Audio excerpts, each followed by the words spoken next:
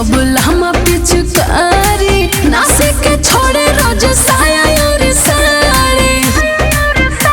झुका के डालता हो रोआ के डालता एगो मोर बाबा तार के उठा के डालता एगो तोर बाबा तार के उठा के डालता एगो मोर बाबा तार के उठा के डालता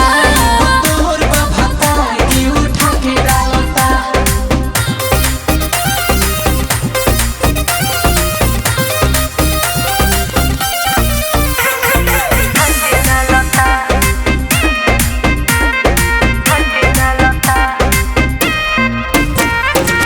रोहन कैसे बताई भस कर के रख देत बाटे पूरा दहिया रगड़ के